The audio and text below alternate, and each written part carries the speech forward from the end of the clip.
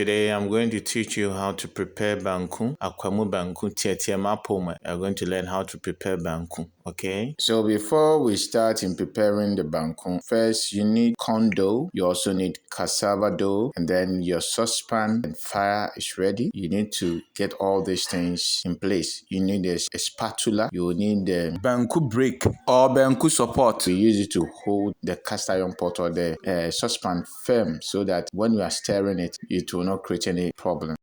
So after you have obtained all these things, what you have to do is to mix the cassava dough and then the corn dough together, and then you put it in the saucepan, you put it on a fire, and then you stir it with a spatula. And please don't forget to add your salt. Keep stirring till it gets to the next stage.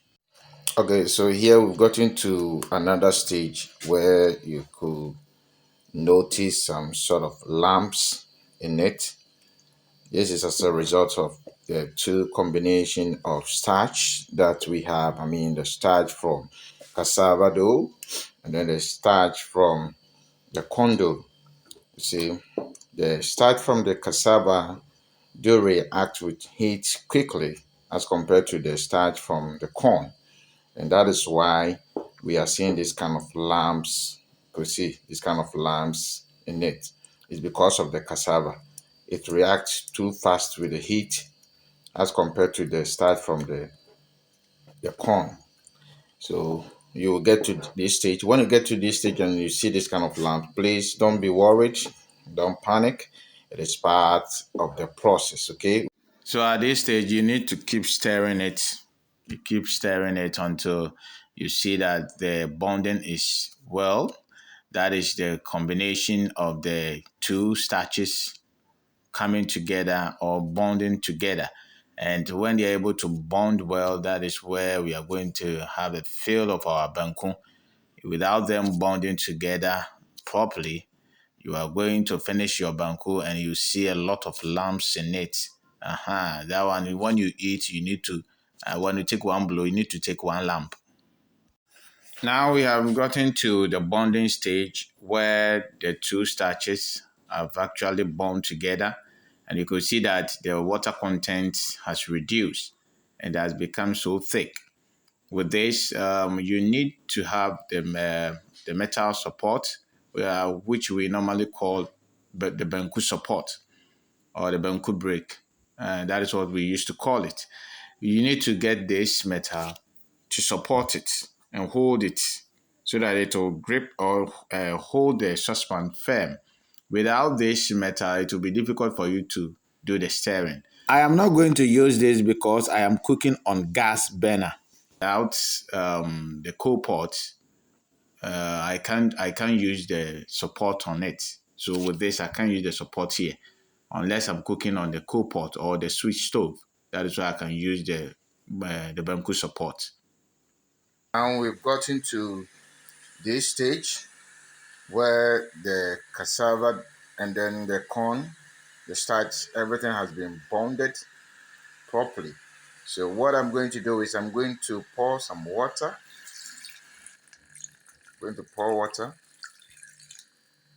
the required water, and then I will allow it to boil for some time. And I will come and stir it again and make sure it is well cooked. When I get to the testing side where you have to make sure that your banku is well cooked, when we get to that stage, I will show you. I will show you the local tricks for you to determine whether your banku is well cooked or not. We'll get to that stage, okay? So stay tuned. So I'm going to cover it and I'll allow it to boil.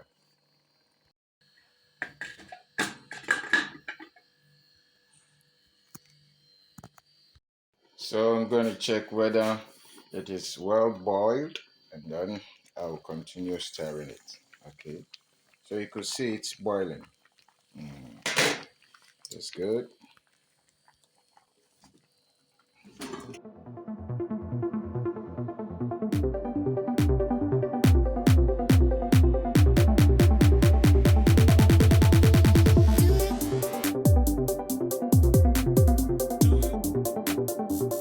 So I'm going to pause and I'll stir it. That's for the stirring. I know you know how to do it. You know know how to do it. Okay. Yeah, so now I have taken my time and I've stirred it that it becomes like this. Okay, this is what we want. Now, how do I know that this is well cooked? And this is where I said I will show you the technique to test whether your banku is well cooked or not. So what you are going to do is you need to get water. So get some water. So I have this water here. I'm going to dip my index finger into it. Okay, I'm going to dip my index finger into it and I will dip it into the banku. See that we have less of the banku traces on my finger. It means that your banku is ready to be eaten. It is okay. This one, when you eat, you will not get any running stomach. Okay, you will not get any diarrhea.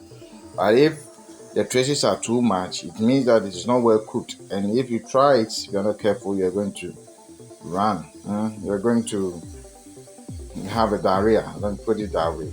Okay, right. So that is the traditional way of testing your banku whether it is well cooked. All right.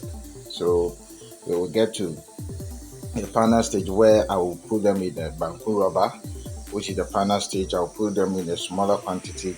Anytime you want to eat it, you just pick one and then you eat it with your soup or your stew. Okay, so at the moment we've gotten to the final stage where I'm going to fetch them in a smaller quantity and put them in a banku rubber or a small polyethylene. Then anytime you want to eat it, you just pick one from either your ice chest or any container that you put them in. You pick one and eat it with your soup or your stew with it. So this is my little flask that I'm going to put the banku into it. Okay, just is it. I'm going to put them here in a small quantity. All right.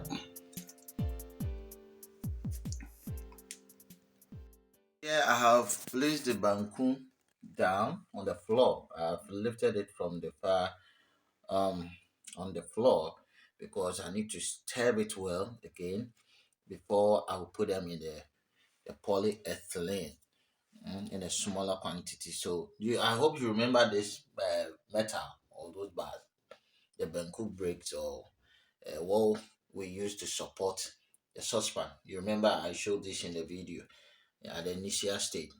I'm going to step on it to hold the saucepan firm, and then I will turn or stir it properly before fetching them to in a smaller quantity into the polyethylene. Okay, so I'm going to stir it. I hope you can see what I'm doing.